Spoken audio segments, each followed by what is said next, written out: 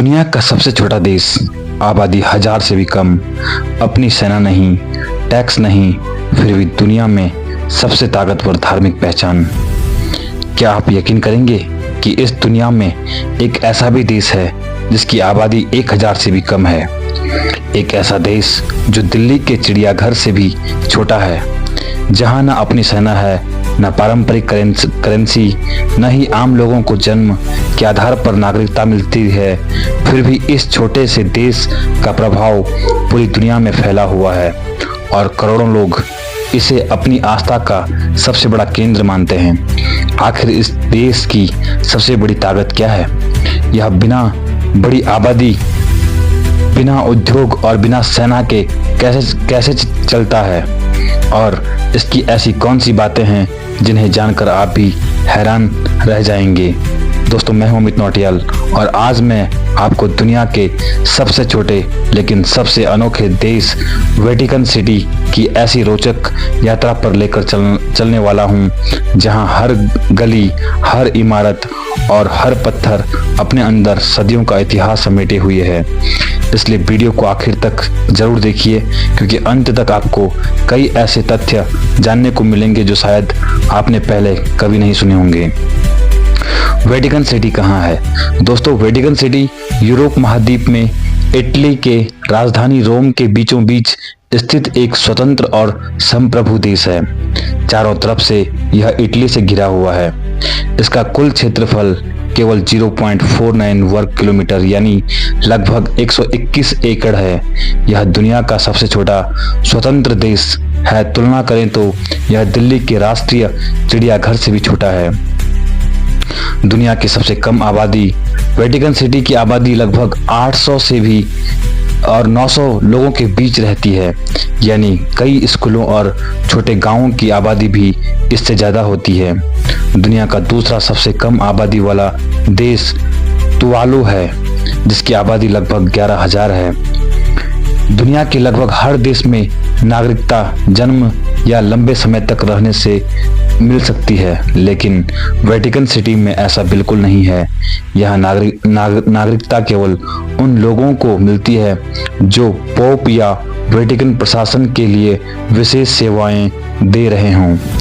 इनमें pope, cardinal, पादरी, Swiss guard और कुछ सरकारी अधिकारी शामिल होते हैं। जैसे ही उनका कार्यकाल समाप्त होता है, उनकी नागरिकता भी समाप्त हो जाती है। वेटिकन सिटी की स्थापना साल 1870 में इटली के एकीकरण के दौरान पोप के अधिकांश राज्य समाप्त हो गए। इसके बाद लगभग 60 वर्षों तक विवाद चलता रहा। फिर 11 फरवरी 1929 को इटली और होली सी के बीच लेटरन संधि हुई। इस संधि के बाद वेटिकन सिटी को एक स्वतंत्र देश का दर्जा मिला।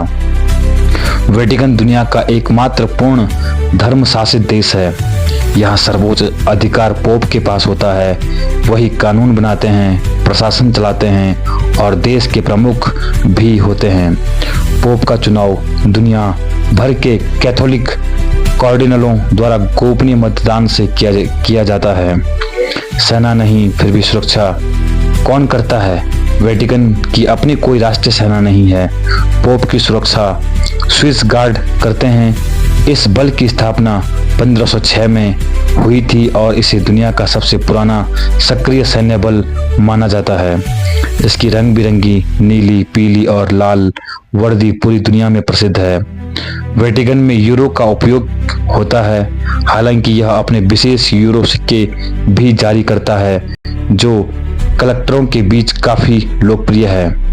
यहाँ आयकर नहीं लिया जाता। देश की आय मुख्य रूप से पर्यटन, संग्रहालयों के टिकट, डाक टिकट, स्मारक सिक्कों, धार्मिक स्मृति चिन्हों की बिक्री और दुनिया भर के कैथोलिक समुदाय से मिलने वाले दान पर निर्भर करती है।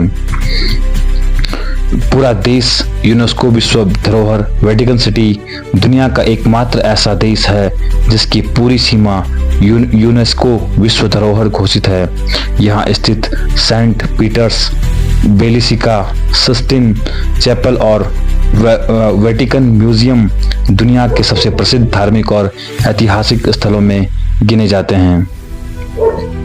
हर साल लाखों पर्यटक इन्हें देखने आते हैं। दुनिया का सबसे छोटा देश, आबादी 1000 से भी कम, अपनी राष्ट्रीय सेना नहीं, जन्म से नागरिकता नहीं मिलती, आयकर नहीं लिया जाता, पूरा देश यूनेस्को विश्व धरोहर है, लगभग 1.4 अरब कैथोलिक ईसाइयों का आध्यात्मिक केंद्र, संयुक्त राष्ट्र में परमानेंट ऑब्जर्वर स्टेट का दर्जा।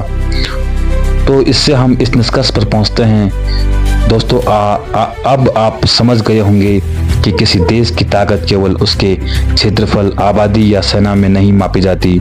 वेटिकन सिटी इसका सबसे बड़ा उदाहरण है। महज आधे वर्ग किलोमीटर से भी कम क्षेत्र में बसा यह देश आज पूरी दुनिया में अपनी धार्मिक संस्कृति और ऐतिहासिक पहचान के लिए जाना जाता है।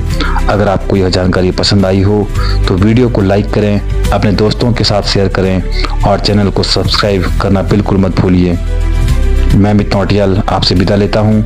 मिलते हैं अगली ऐसी ही रोचक और ज्ञानवर्धक वीडियो में। तब तक के लिए धन्यवाद।